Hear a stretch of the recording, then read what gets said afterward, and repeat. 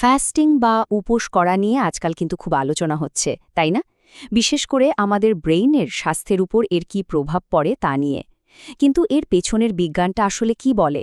চলুন আজ এই বিষয়টাই একটু তলিয়ে দেখা যাক। ব্যাপারটা শুনতে কেমন লাগে যে একবেলা না খেলে ব্রেইনের পাওয়ার বেড়ে যাবে? প্রশ্নটা সহজ মনে হলেও এর উত্তরটা কিন্তু অত সোজা না। এই পুরো আলোচনায় আমরা এই প্রশ্নেরই উত্তর খোঁজার চেষ্টা করব। তো প্রথমেই চলুন জেনে নিই, উপোস বলতে আমরা ঠিক কি বোঝাচ্ছি। উপোস মানে হল একটা নির্দিষ্ট সময়ের জন্য নিজের ইচ্ছায় খাওয়া দাওয়া থেকে দূরে থাকা। এর মধ্যে দুটো পদ্ধতি খুব জনপ্রিয়।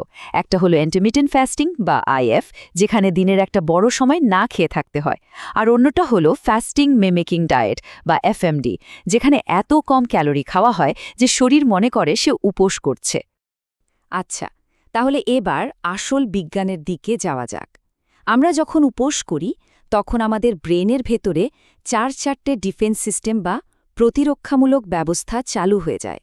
আসুন দেখি এই প্রক্রিয়াগুলো কি এবং কিভাবে সেগুলো আমাদের ব্রেনকে সাহায্য করে। প্রথম যে ব্যাপারটা ঘটে তার নাম কিটোসিস। ভাবুন তো, আমাদের ব্রেনটা একটা হাইব্রিড গাড়ির মতো।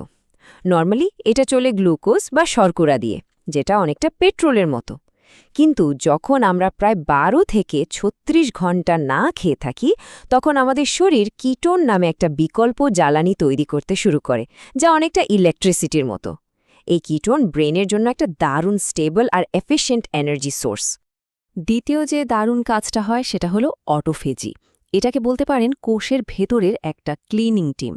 এই প্রক্রিয়ায় আমাদের কোষগুলো তাদের ভেতরে যত আবর্জনা মানে ভাঙাচোরা বা পুরনো অংশ আছে সেগুলোকে রিসাইকেল করে, নিজেকে নিজেই মেরামত করে নেয়। এটা ব্রেন সেলগুলোকে সতেজ রাখতে আর সুস্থ রাখতে খুবই জরুরি। শুধু তাই না, উপোস করলে আরও দুটো চমৎকার জিনিস হয়। এক, ব্রেনে BDNF নামে একটা প্রোটিন বেড়ে যায়। এটাকে ব্রেনের জন্য সার বা ফার্টিলাইজার বলতে পারেন, যা নতুন কিছু শেখা বা মনে রাখার ক্ষমতা বাড়ায়। আর দুই, এটা ব্রেনের ভেতরের প্রদা বা ইনফ্ল্যামেশন কমিয়ে দেয়, ফলে আমাদের নিউরনগুলো সুরক্ষিত থাকে। আর সবচেয়ে অবাক করা ব্যাপার কি জানেন? গবেষণায় দেখা যাচ্ছে যে বারবার উপোস করলে আমাদের শরীরের ইমিউন সেল বা রোগ প্রতিরোধ ক্ষমতা নতুন করে তৈরি হতে পারে। এই ব্যাপারটা ব্রেনের রিপেয়ার বা মেরামতের প্রক্রিয়াকে আরও শক্তিশালী করে তুলতে পারে। এটা সত্যি একটা দারুণ আবিষ্কার।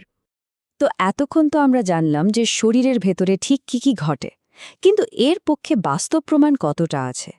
চলুন এবার ল্যাবের প্রাণী গবেষণা আর মানুষের উপর করা গবেষণার ফলাফলগুলো একটু পাশাপাশি রেখে দেখি। এই স্লাইডটা কিন্তু খুব জরুরি। দেখুন, ল্যাবে ইঁদুরের ওপর করা গবেষণায় দারুণ সব রেজাল্ট পাওয়া গেছে। যেমন ব্রেনে আঘাত লাগলে বা স্ট্রোক হলে অবস্থার উন্নতি হচ্ছে, স্মৃতিশক্তি বাড়ছে। কিন্তু মানুষের ওপর করা গবেষণা এখনও খুবই কম। তাই যা ইঁদুরের জন্য সত্যি, তা যে মানুষের ক্ষেত্রেও 100 ভাগ কাজ করবে সেটা এখনই জোর দিয়ে বলা যাচ্ছে না। ধরুন, কারোর ব্রেনে যদি আঘাত লাগে, তখন একটা বড় সমস্যা হয়। ব্রেন ঠিকঠাক মতো গ্লুকোজ বা শর্করা ব্যবহার করতে পারে না।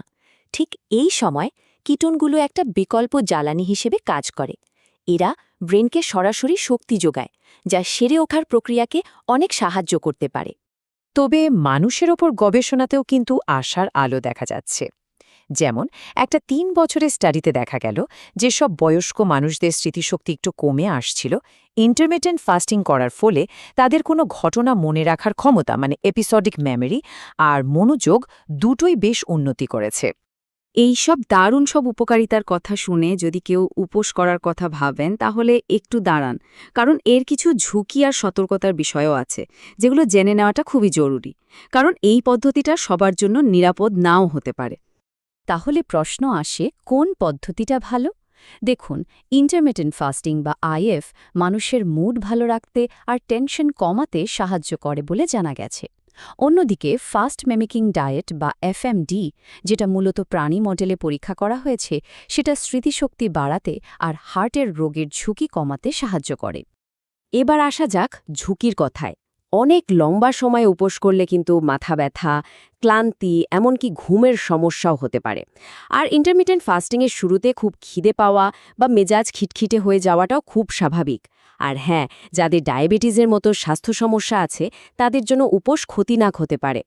বিশেষ করে বয়স্ক মানুষদের ক্ষেত্রে কিন্তু বাড়তি সতর্কতা দরকার।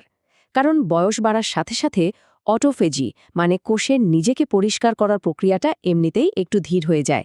এই অবস্থায় অতিরিক্ত উপোস করলে এই প্রক্রিয়াটা হিতে বিপরীত হতে পারে, মানে স্মৃতিশক্তির উন্নতি না হয়ে বরং ক্ষতি হয়ে যেতে পারে। তো এত সব আলোচনার পর আমরা কোথায় এসে দাঁড়ালাম? চলুন একদম শুরুতে যে প্রশ্নটা করেছিলাম সেখানে ফিরে যাই। তাহলে আসল কথা কি? মস্তিষ্কের জন্য উপোস করাটা কি সত্যি উপকারী, নাকি এটা একটা চালু হওয়া মেথ? দেখুন, রায়টা হলো বিজ্ঞান আমাদের আশা দেখাচ্ছে, কিন্তু কোনো চূড়ান্ত সিদ্ধান্তে পৌঁছনোর সময় এখনও আসেনি। বেশিরভাগ গবেষণা এখনও পর্যন্ত প্রাণীদের ওপরই হয়েছে। মানুষের ওপর এর দীর্ঘমেয়াদী প্রভাব কী তা বুঝতে আমাদের আরও অনেক গবেষণা দরকার। তাই আমাদের তরফ থেকে শেষ কথা একটাই: নিজের ডায়েটে কোনো বড় ধরনের পরিবর্তন আনার আগে, বিশেষ করে উপোসের মতো একটা গুরুত্বপূর্ণ সিদ্ধান্ত নেওয়ার আগে অবশ্যই একজন ডাক্তার বা কোনো স্বাস্থ্য বিশেষজ্ঞের সাথে কথা বলে নেবেন। মনে রাখবেন, নিজের শরীরের কথা শোনা আর বিশেষজ্ঞের পরামর্শ মেনে চলাই সুস্থ থাকার সবচেয়ে ভালো উপায়।